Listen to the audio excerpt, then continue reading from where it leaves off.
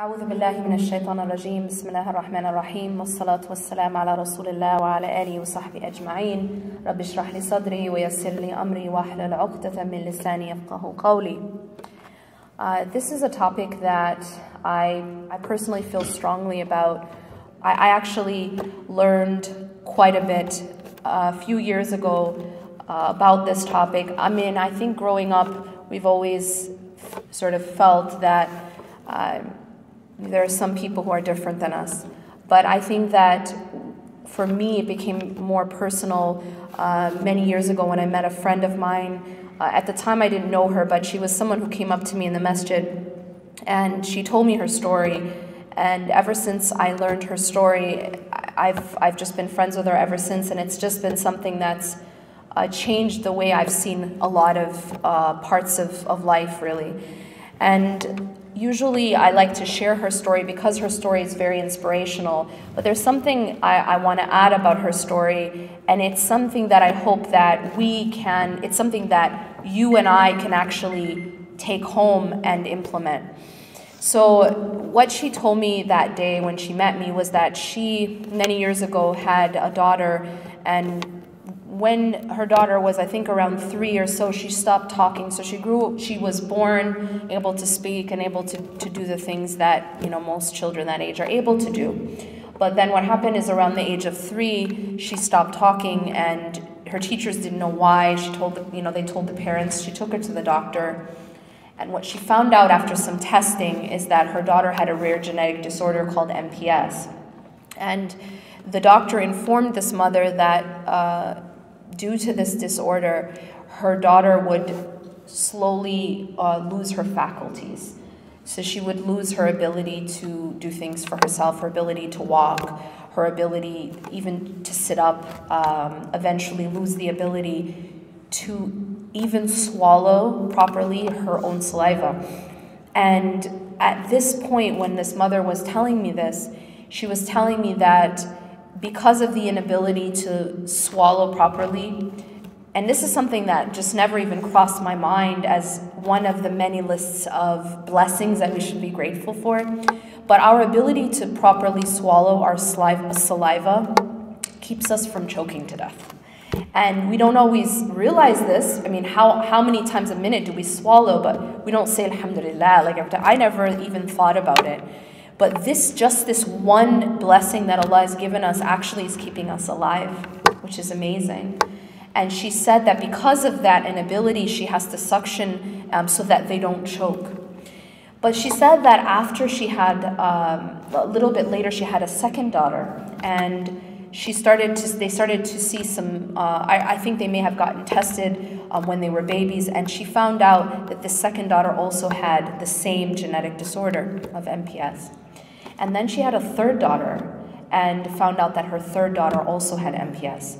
So now my friend was telling me that she had 3 daughters with MPS, and she's being told that this is what's going to happen to your daughters. There's no cure at this time, and you shouldn't expect your daughter to live even past their teenage years. And imagine a mother hearing this. And then she had a 4th child with severe autism.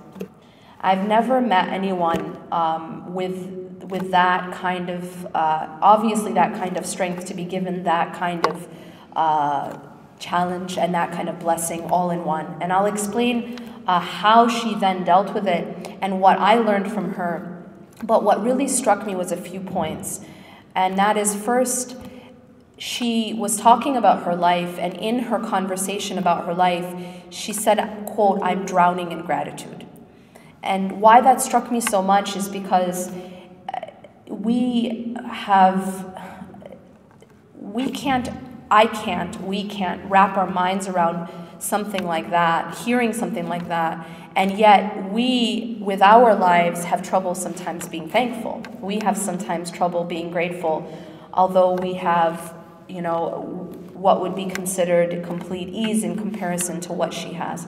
And yet she was saying she was drowning in gratitude. What that taught me is that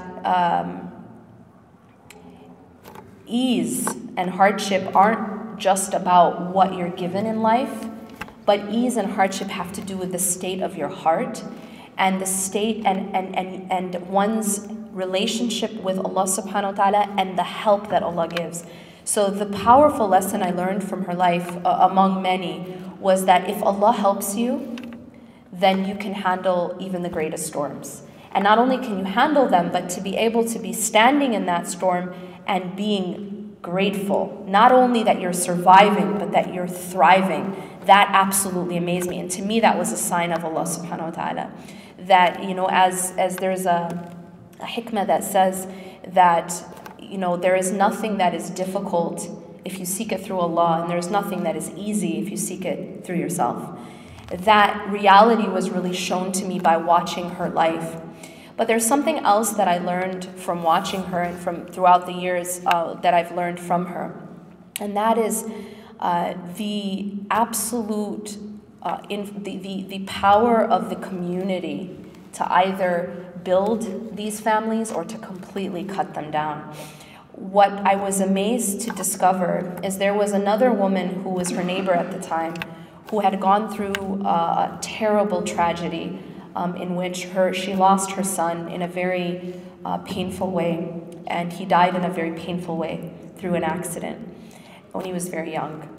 And I was speaking to both of these women, these what I consider giants, and what they both told me, and subhanAllah, I stood there and I listened to both of them tell me the same thing, which is that despite everything that they had gone through and all of their challenges, their greatest pain came from the way the community ostracized them.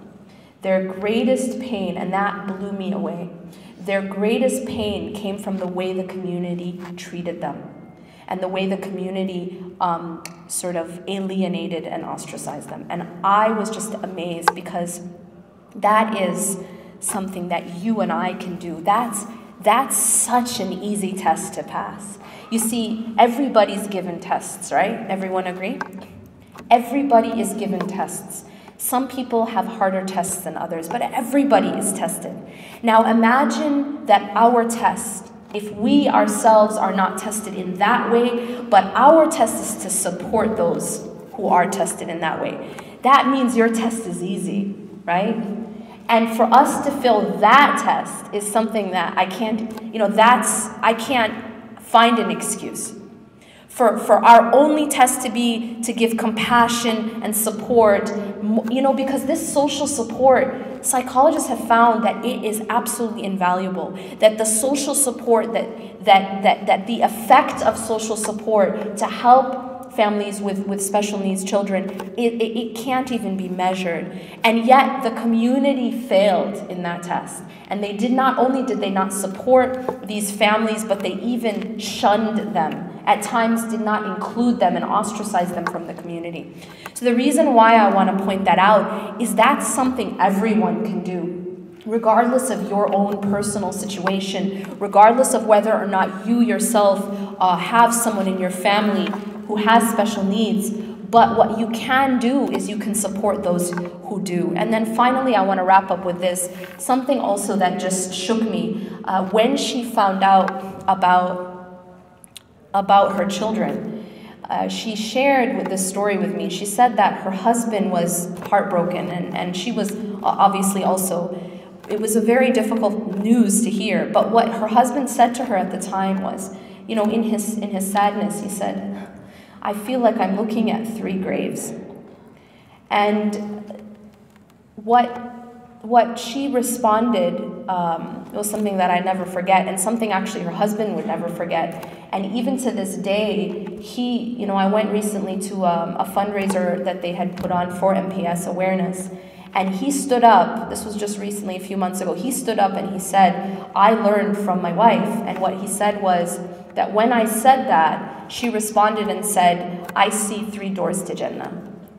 And that's how she viewed it. And subhanAllah, that's so powerful, because that's exactly right. Allah subhanahu wa ta'ala has a path for each of us, and Allah gives us different opportunities to reach Him.